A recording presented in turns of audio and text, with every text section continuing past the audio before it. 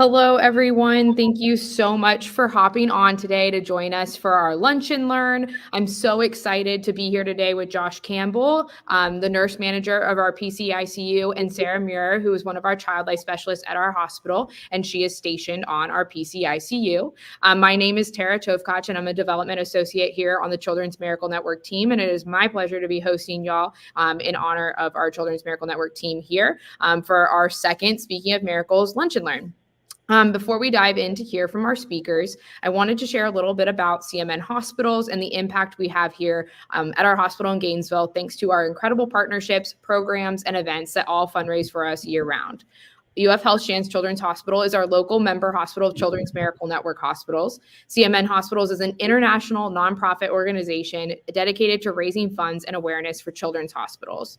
CMN Hospital's founding pledge is to keep all donations in the area in which they were raised, and that remains at the core of their philosophy.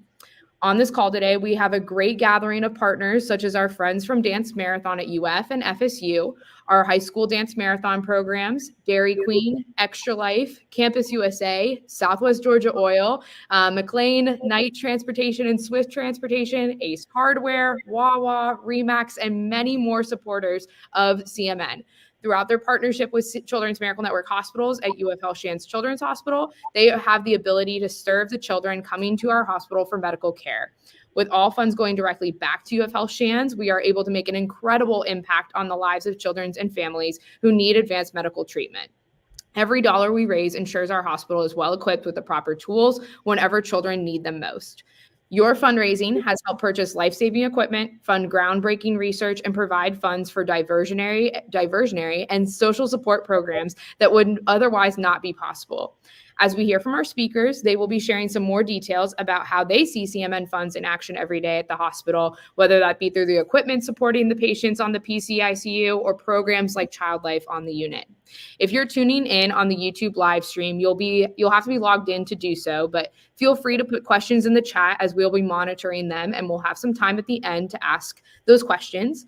We also have the ability to take questions via text too. You can text chat live, or you can look at the ticker on the bottom of the screen to 41372 to ask questions throughout.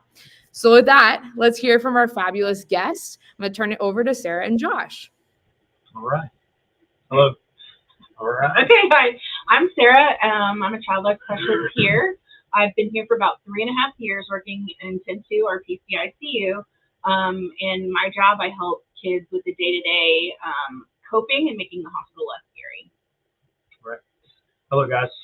Welcome, and thank you for letting us speak with you. My name is Josh Campbell. I am the nurse manager here in the Peds Cardiac ICU. And I've been the nurse manager since we've opened the unit. January will be 11 years. So we're really excited about that milestone, and certainly the hundreds and thousands of children and families' lives that we've touched in that time. I've been here at UF Health Shands for 25 years as a registered nurse in pediatric critical care, and excited for what the future holds. Awesome. We're so excited to have you guys. So we're going to start with some of these questions. Tell us a little bit about yourself and how your journey and education has led you to your current role here at Shands. Oh, really? Go ahead. Okay. So I'm a UF grad. So shout out to all the FYCS students out there watching this. That's what I did first, and I didn't really know what I wanted to do after I graduated with my degree. And then somebody told me a little bit about child life, and that piqued my interest. I grew up in a medical family, so I've always been interested in medicine. And then when I learned that I didn't have to be the one poking, but I could like make it a little bit easier on them and make it fun through coping, piqued my interest, and then joined the team. And just very excited to just be here. I was born and raised here in Gainesville, so it's nice to be able to give back to the community that I grew up in. I've had multiple family members work here, so it's just I've got friends from middle school who I see who work here, so it's just a cool community where we're able to give back to North Florida, South Georgia. So that's a little about me. All right, I'll jump in now. So, like I mentioned, I've been a nurse here at UF Health Shands for 25 years. One of the one of the things that I attribute kind of leading me into the healthcare field was certainly my father. He worked with dialysis patients, and I can remember as a young child going, being taken there at the end of the day after school while he was finishing up his job, and just being around some of the healthcare individuals. Also, my grandfather was in treatment for cancer when I was a young child, so the nurses would sneak me in to be able to see him at that time, and so that kind of headed me in the direction of healthcare. I had a very impactful instructor in high school that was a nurse that really directed me and connected me to get started in nursing school. So, and the rest is history. I did have during my clinical rotation. So how and why pediatrics, I guess. So during my one of my clinicals, I had a 4-hour clinical in the pediatric intensive care unit where critically ill children were being cared for. And that was my last semester in nursing school. Up until that point, I was headed in the direction of working in adult nursing care. That 4 hours impacted my life. The individuals that I saw there providing care to those kids, it totally changed, the perspective of where I was considering starting my nursing career. So I started again 25 years ago in the pediatric ICU. I certainly, I've seen the growth of our children's hospital, and I can certainly, I'm sure we'll get into a few specific details and equipment and things like that. As we're talking about, the attributes and the function of Children's Miracle Network and the donations. But I can certainly talk about, the way that I've seen this place grow, the effect that we've been able to have as teams on the lives of children and families, and certainly that would not be possible without funding and the ability to for the equipment needed, the facilities, what you see in the screen behind Tara. I don't know, Tara, can they see your backdrop? I'm sure they can. That was, I can remember years ago when that exterior, I guess that'd be called a facade, that exterior color went up on the tower, on the north tower. We were so excited as a children's hospital. I know there was lots of funding that was required to get even that done to signify we have a dedicated place for children to receive the care that they need. Yes, local children, throughout the state, throughout the region. Nationally, we have children come here throughout the nation. And in fact, in our unit, we will occasionally care for international patients. So that's not uncommon. But again, the outreach has grown over the years, and I certainly can speak to being a participant, but also an observer of that growth over the years. That's awesome. Josh, I had no idea that was your story to lead you to pediatrics. We love giving hospital tours and having opportunities like this to hear from you all who are on the front lines of care at our hospital, because for many students, it is that one story or something from a moment like this where they go, oh my gosh, I can do that too. Or for Sarah, knowing that all of a sudden she could have a field where she didn't have to be the one that gave shots to children or did direct medical attention, because for me, I'm not a blood girly. I will not go near any of that. And so it's moments like these where our students and our partners that are looking to either change careers or figure out their career path, these are really special moments. So thank you for sharing that. Kind of going off of what you were saying earlier, we are a nonprofit children's hospital, so we do rely on community support for many aspects of our care, similar to all of our funding from Children's Miracle Network. Can you both share a little bit about how charitable dollars are used in your departments or within your roles? Yeah, so I'll start. My entire position is funded through CMN, and the whole child life department is also funded through CMN. So without that, we would not have child life offered in the hospital. So I think that's super important. Because I am a non-billable service, a lot of the items we use day to day is from CMN and from donations of everybody that's watching right now. So it's definitely something that is utilized to help kind of go in a little more of what Child Life does. Is it helps with kids coming in, for instance, in our unit. So babies, a lot of our population are babies because they are diagnosed, moms are usually diagnosed in utero, the baby's diagnosed in utero, and so we get them right away. So if I see that, I'm looking at, are there any siblings? So I work really closely with their siblings so they understand what's going on.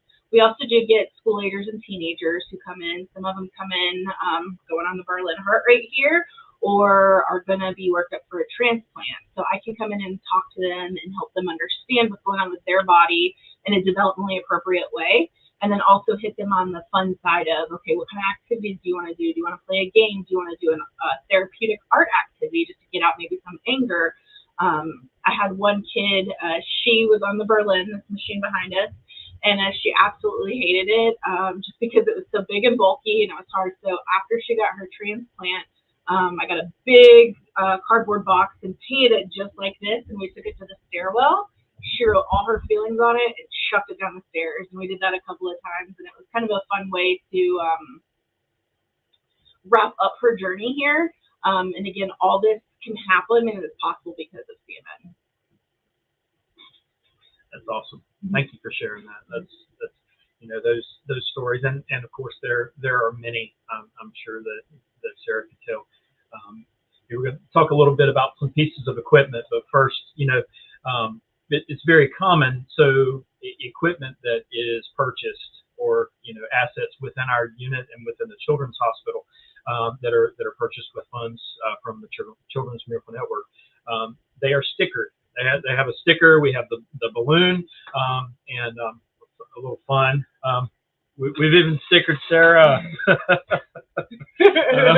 So very commonly, when you guys are, you know, whoever's coming in to do tours, to look to see inside our Children's Hospital, see what we do, kind of, you know, walk along the steps here. We like to point out those things, and they can very easily be recognized by the balloon sticker. So certainly when you guys come in, if you see us in the hallway, we'd be happy to point those things out. But that really gives, you know, something objective for you to hold on to. Yes, we see the patients come in and out of here, you know, with amazing outcomes, recoveries. That would not be possible without these pieces of equipment. One of them, Sarah mentioned, is the Berlin heart, and we were able to pull one in here. We have 5 of these devices. They're extremely expensive. But these are, this is a device that we were actually involved back in 2006. We were involved, this was prior to it being approved for use by the FDA in the United States. It's a device that originated in Berlin, Germany, hence the name, it's the Berlin heart. So in Europe, they were using this device. They recognized great outcomes for pediatric patients with heart failure. You know, and prior to this device, there were not a lot of, you know, options to allow a child in severe heart failure to remain alive for the period of time that it would take to have the option of a heart transplant. So anyways, this device, we used it quite a number of times during a period of time that there were presentations being given to the FDA. We were accruing the use under a compassionate clause. We could use this basically, you know, going to and petitioning the FDA that, hey, this is a device. It's had great clinical outcomes. It's shown itself, you know, that these kids are able to be stabilized until they can receive a heart transplant. These kids in Europe. So we were able to join in that trial study and submit some of our data and outcomes. In 2012, so 6 years later, things take quite a while, you know, as they should, right? These are very specific and very involved devices for helping these critically ill children. It was approved for use in 2012, and we have used this device hundreds of times since then to help stabilize children until they can receive a heart transplant. In some isolated cases, we've actually placed some babies and young children on this device that had some type of incompetent heart function, more specifically by some type of infectious insult that weakened their heart. And in a few cases, we've actually been able to stabilize a child on the device and then remove it later, and they did not have to go the route of receiving a heart transplant. So that's really exciting as well. Sarah has brought a couple of, just to talk a little bit more about the Berlin Heart. We could talk for a while. It's a really exciting device. And not only is it exciting from a techie scientific standpoint, it's exciting because we've been able to walk this journey with kids on this device that have recovered, gotten a heart transplant, and been able to be discharged from the hospital as a normal kid with their family going home. So this is actually, well, you guys can see these as two different sizes. One's just slightly larger than the other, but these are the actual pumps that are connected to this driving unit. It's a pneumatic driving device, such that there's an air pressure that's applied behind this membrane, and then a vacuum that's applied. It pulls blood into the pump, and then it pumps it out. So that is, each one of those cycles put together is one heartbeat. So we have the ability to program the laptop with several different types of settings, rate settings, pressure settings, and several different modes that we can run the device in to support the children. So that's one of the devices that we use. I can think of many other things, pieces of equipment that we have here just in our unit that have that balloon sticker on them. And very recently, the number of babies and young children that we see, we have a 23-bed unit here, and on average, 60 to 70% of our patients are less than 6 months of age. So we see a lot of babies here in our unit. We have a center that, their moms are referred here from throughout the nation, but certainly the region and the state for care when they are diagnosed with a fetus in utero that they have a congenital heart defect. They're referred here. So we care for a lot of babies and young children here. To do that, we have to have sleep surfaces and beds for them, right? So we just recently were able to purchase a couple of additional warmer beds for these young neonates and infants, and they have their balloon sticker on them. I can think of a couple of other devices that we have here in the unit. We use a device that's called a pupillometer. It's how we perform one of the basic neurologic checks, but we're able to get very precise measurements of the pupil, and certainly if there are any changes in the diameter of the pupil, which sometimes is somewhat subjective if you're just from one clinician to the next. But this device actually allows us to give it a numeric score to the size of the pupil, and we can see micro changes, which can lead us to be able to intervene and head off untoward events from happening from a neurological standpoint in our sicker kids. We have an echo machine that lives here in our unit. Obviously, we're a cardiac unit, so most of our patients are, we're very frequently getting echocardiograms on them to look at progress throughout their hospital stay. So that's another device, a very expensive device because it is portable, that we use here that also has this balloon sticker on it. Thank you. Wow. Yeah. The Berlin Heart, I think, is just the coolest piece of equipment. I love highlighting that on the tours that I give at the hospital before we enter the unit. But I always get the question of how many do we have? So 5 is now going to be committed to my memory. Thank you for that. I kind of wanted to touch on what Sarah was saying with the fact that there are so many babies that are typically treated on the PCICU. I know she told me a fact one time, and I'm committing these numbers every time I talk to y'all, of 1 in 100 babies are born with congenital heart defect. And what you kind of tying that with your job, Sarah, of child life, bringing the kind of the joy to the day and to distraction and stuff, but mostly it's giving the autonomy back to the child for medical care. How do you do that with babies? Yeah, so one of the big things with babies is when they're born, they are born under their mom's name. So it'll be baby girl Sarah, for instance, if I had a kid that was up here. And so in charting and referring to the child, it's always baby girl name, baby boy name.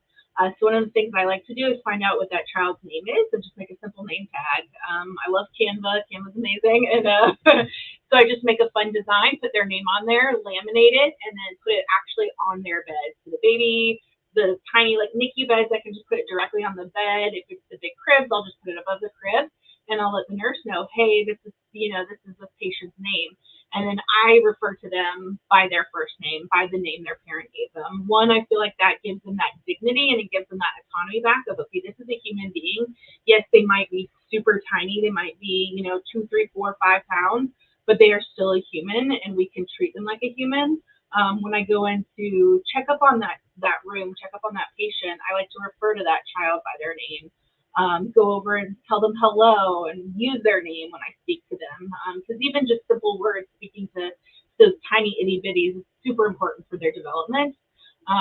So that's kind of one way I like to do that. I also think that also helps on the parent side because I just could not imagine what our parents are going through, especially if you just gave birth and then your child is rushed to our unit. A lot of times parents can't hold their child. And they can't hold their child for a while. And that's even like we've had parents who haven't been able to hold their child at all, just because there's so many things on them, whether they have a tube in their mouth, whether they have tubes coming from their body, it just isn't safe at that point. So we have a little library and I'm able to direct parents to that. So then they can start reading to their child and kind of again, giving that autonomy back to the parent to be a parent. Are we picking out outfits for the child? Are we picking out a fun blanket? Another thing up here I like to do is footprints, so we can celebrate that patient's life, but it also really helps with the parents. So I did bring a couple. I'm gonna have to cover name, but here's kind of one of the typical baby girl ones I do, and then I'll just kind of do that when they're here. And then of course we have to have fun. So like we just hit Halloween. So here's a fun Halloween one. I'm totally batty for you. And then we're in storm season. So when we got hit with our storms, we made hurricane flags for everybody. And it says, rain, rain, go away. So yes, it's a stressful environment, but like if we can bring some light and some joy of like a parent might not be able to hold their kid, but they can take their bat home with them and wherever they're staying. A lot of our parents stay at, because they are not local, they stay at the Ronald McDonald House. So this is like items that they can take home. I did have a patient a while ago. He passed, and I was doing footprints, his end-of-life footprints. That's another side of my job, but I was talking to his mom, and one of the things that she said that has stuck to me to this day is like, Sarah, my house is full of his footprints because of everything that you've done. And I think that also kind of hits kind of like deep for me of like why and my drive of why I do that, because I'm able to provide some joy to these parents that they might not ever get outside of this hospital. I wish everybody, and if someone's on this call and or watching this video and you've never taken a tour of our hospital before, you are cordially invited. I'd love to host you all. But I wish everybody could walk through the PCICU to see how much decor there is on the doors. And that is thanks to Sarah and her creativity on the unit. Those footprints are everywhere on the doors, and it's so sweet to see those milestones. Hey, Sarah, I've got something that I just wanted to share in regards to the signage. I'll just have to share my probably my most favorite Sarah sign, as I call them, up to this point. Now she showed this one. Mm-hmm. She created one, and it's my favorite so far. It said "Trick or treat, smell my feet," and she had a footprint on it. So I'm always good for the dad joke. So that one really that was wonderful. Yeah, we like the puns over here. The puns, yeah.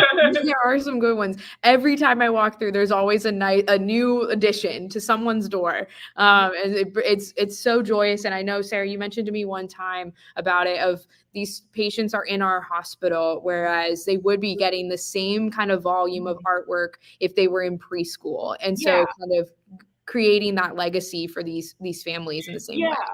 It's in the child life world, we like to call that normalization. Like, how can we make this area normal for them? Like, to me, to us, it's a patient room, but to those parents, that child, that's their nursery. Yeah. And how would they decorate that nursery? one of my favorite questions is, oh, what was the nursery theme? And then how can I do footprints that fit that theme so that I can put that so those parents can decorate that room to that theme of like, okay, this is what they would have at home. So how can we bring what they have at home into the hospital? Again, just to take that stress away and just to bring a little bit of spark of joy in the storm that these parents and these children are walking through. Absolutely. Wow. I mean, I wish we could go through every single topic ever on this call today. Like, I feel like we need a 2.0 with our PCICU friends. There's so much to talk about, but I do have a question that was submitted, and it is in relation to the Berlin Heart. And you guys both kind of touched on it, so there might be a little bit from both sides of the kind of clinical and child life programs of it all. But what is the patient experience like on the Berlin Heart when they're in the hospital? So I'll talk a little bit from the standpoint of, the engagement of the nurses, the bedside nurses here in the ICU with the family, with the child. So, this is it's a complex device. It is a big operative procedure. There are some pretty extensive wounds, where the cannulas, these cannulas exit the anterior lower chest wall. So the skin will eventually grow around these cannulas. But until that time, I mean, there's extensive dressing changes. It normally takes at least two of our providers to do this sterile dressing change. Everything's draped in there. We try as best as possible to incorporate a family member in the vicinity of their child while this dressing change is ongoing. Sarah has a very vital role, certainly, when we are performing those type of interventions to try to reduce anxiety as much as possible. There's a lot, once the skin starts to grow around and kind of engraft around the cannulas, pain is not as much of an issue as the anxiety about the procedure. So, trying to help us with that, again, incorporating the family members in the room at the same time to be with their child during those procedures is very, very important. A child on this device, could very easily be on this device for months. We see that in a lot of cases. In fact, we normally, when we're discussing with families, one of the very common questions that arise is, well, how long is my child going to be on this device? How long can they be on this device? We've used this device in children for over a year, and the marker or the kind of the deciding factor of how long will they be on the device obviously involves a discussion about a donor organ becoming available. So this is we do reach a point with these children where they can, depending on their developmental age, we can incorporate them back into doing some activities that would be normal for their age. We've had school-age children that have been on the device. Once they've recovered from the post-operative or right after the surgical time frame where the wounds are starting to heal and engraft around the cannulas, we get those children out of bed. They're able to walk around. We've had several school-age children that they got them to the place in their recovery and therapy where they were actually pushing their own device down the hallway and walking alongside of it. So again, there's an acute recovery phase, and then after that, we try to return to some normalcy, that's appropriate for the developmental age. Yeah, so for like the infants, kind of like Josh was saying, when we do those dressing changes, I'll be bedside, so I can offer support that way, whether that be soothing, whether that be playing music, utilizing like sometimes I can utilize, we can get breast milk from the mom and put it in a dropper, and I can do some drops on the tongue, and that helps soothe the patient and helps kind of like a non-pharmacological intervention for pain management. When it's going to school agers, the normalcy, like a normal schedule and routine is super important. So with the school agers that we've had on Berlin, they still go to school. We have an in-house teacher that's from Washoe County that comes in, and they still do school. OT, PT still work with them, get them up, Are we kicking a ball today? Are we throwing a ball today? We're still working on those big body movements and those tiny body movements. Are we going to do a therapeutic activity? So that little one who could not stand the Berlin that I told you about earlier, I was able to, because I have an extra one, we took a baby doll, we put some holes in her, and we gave her a Berlin, and then me and her did a Berlin dressing change. So she could be in charge, and so she could feel, touch, and learn the material to kind of reduce that anxiety. But then I left her with the doll with the Berlin, and then her day-to-day play, she had a doll that was just like her. And then when she got her transplant, we kind of made a little scar on her chest, just like hers, and then we removed the Berlin. And then she was able to take that baby doll home. So then she had something physical that she could explore, touch, and learn in a safe environment, but with the actual material that was utilized on her. There's a piece that's called silver, and it's just this white piece that they wrap around the Berlin. Super fun because when you get it wet, it gets super gooey and jelly-like, so the kids absolutely love it. So after we have our dressing changes, those items get thrown away because we can't use them anymore because they're non-sterile. So we'll just take them, and me and the kids will play with them then after their dressing change. So again, making it a little more fun, giving them a job, but then getting them familiar with what is on their body to make it a normal day-to-day. You know, yes, I'm a normal kid. I just happen to have a Berlin, but I'm still a 5-year-old. I'm still a 9-year-old. That's kind of where we get them to. That was awesome. That was such a cool, well-rounded, like every side of the patient experience. That was an awesome question. Before we hop off today, y'all, is there anything else that you want to share with our partners and our programs that are on here today, or most rewarding part of your job, or just any final words for our viewers? First of all, I just want to say thank you because I couldn't do my job without you. And I absolutely love this job, and I'm just so grateful that I'm in a hospital in an area where I can just walk along families and just really try to make it an easier experience. I think one of the most rewarding parts of my job is it is such a community. The heart community is such a community, and our babies and our patients always come back and visit. So I think that's probably one of the most rewarding things is like not only seeing these kids cope well and do well and own their hospitalization, but when they get to, they get the transplant, they get the surgery, and they go home, and then they come back like 3 to 6 months later, or even a year later, and come by to say, hey, it's just so rewarding to see like the health, to see the growth that they've had. And I think for me, that's just one of my favorite things. Yes, Wow. I can certainly echo that. When we talk about,